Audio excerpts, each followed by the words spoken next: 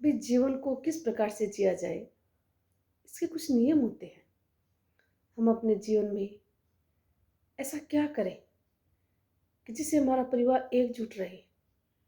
हम जीवन में कभी ऐसा न हो कि आपसी मतभेद बने रहे। इसकी कुछ बातें हैं, मूल मंत्र है। तो आज ज्ञान के पिटारे में ऐसे ही चार मूल मंत्र मैं आपके समक्ष रखूंगी। उम्मीद करती हूँ आपको पसंद आएगा। पहला मूल मंत्र है कि भी व्यक्ति को कम बोलना चाहिए, जहां तक हो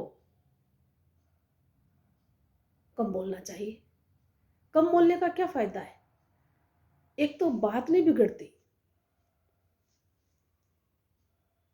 जब हम ज्यादा बोलेंगे तो बात बिगड़ने का डर रहेगा, तय ही।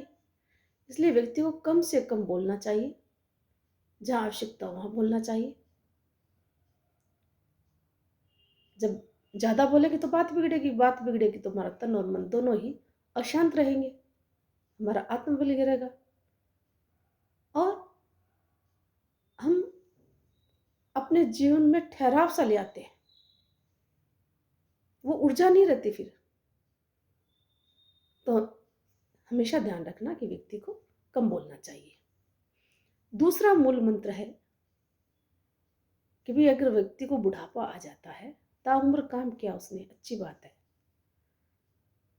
थोड़ा किया, ज्यादा किया, जैसे भी किया किया, मिल बांट के किया। परंतु बुढ़ापे आते व्यक्ति क्या करता है कि बस अब मैं कुछ नहीं कर सकता। तो ये गलत है। जब व्यक्ति को बुढ़ापा आता है ना, तो व्यक्ति को जितना संभव है उतना काम करते रहना चाहिए। उससे उसी का फायदा है, स्वस्थ रहेगा, हाथ पैरों में ऊर्जा बनेगी। छोटे छोटे काम जितने होते हैं उतने कर लो। ऐसा नहीं कि भाई हम तो बड़े हो गए अब नहीं करेंगे, ऐसा नहीं होना चाहिए। और काम करते रहोगे तो परिवार में आपकी उपयोगिता भी बनी रहेगी, सम्मान भी बना रहेगा, अच्छा भी लगेगा। आपको जब बैठ जाते हो ना, तो फिर आपको इसी काम के लिए किसी को कहते हो ना, तो फिर एक बोझ रूप हो जाता है। फिर आपके हाथ पैर भी काम करना बंद कर देते हैं। जब आप चलते रहोगे, फिरते रहोगे, तो आपके हाथ पांव भी काम करेंगे, किसी पे बोझ नहीं बनेंगे। तो यथासंभव बुढ़ापे में काम कर देना चाहिए। तीसरी जो बात है, तीसरा जो मूल मंत्र है, वो है बिना मांगे किसी को सलाह न दे। क्योंकि जब हम बिना मांगे किसी को सलाह देते हैं, तो अगला उस बात को स्वीकार करता है नहीं करता है, उसको अच्छी लगती नहीं लगती है, तो ये उस पर डिपेंड करता है। इसलिए हमें बिना मांगे कभी भी सलाह नहीं देनी चाहिए। और अब भी परिवार का जो करता धरता है, अब कोई आप तो नहीं है, करता धरता जो है परिवार का, वही सलाह देगा। ऐसा थोड़ी है कि आप हमेशा दूसरों को सलाह ही देते रहोगे। कुछ तो उसका खुद का भी अपना वर्चस्व है। तो बिना मांगे सलाह न दे। अब आप परिवार की करता धरता नहीं है। जो परिवार का करता धरता है, जो परिवार को चला रहा है, उसको भी अपने जीवन जीने का तरीका आता है। हाँ, यथासंभव जहाँ आवश्यकता होगी आपकी बात मानी जाएगी, परंतु आगे समय है, समय के हिसाब से जो परिवर्तन हो रहा है उसके हिसाब से उस कर्ता धर्ता को अपना निर्णय लेना चाहिए। ये जरूरी भी है। जिस प्रकार से पेड़ के पत्ते हैं, पीले हो जाते हैं, गिर जाते हैं, नई कोंपलें आती हैं, तो युवाओं को मौका देना चाहिए।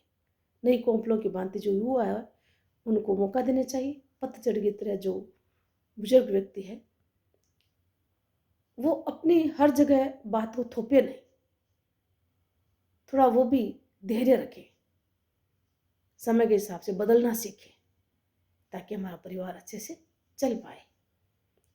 चौथा जो मूल मंत्र है वो है सहनशीलता। बहुत बड़ी बात है सहनशील होना व्यक्ति को।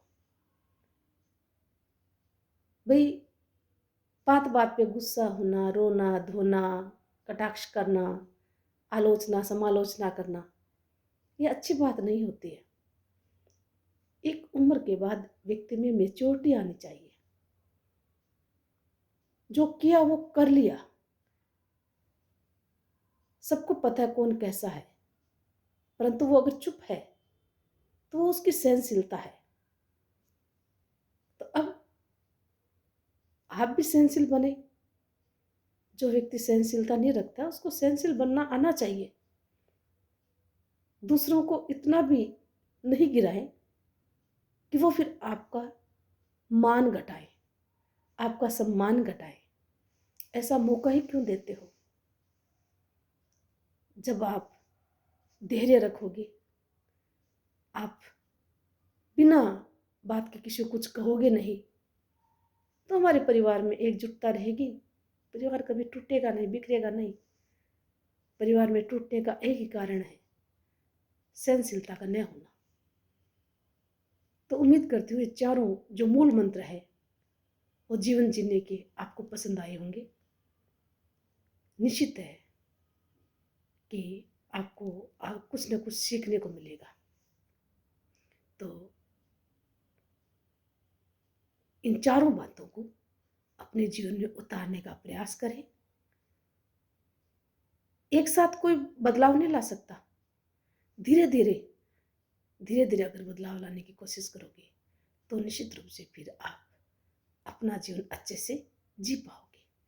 धन्यवाद।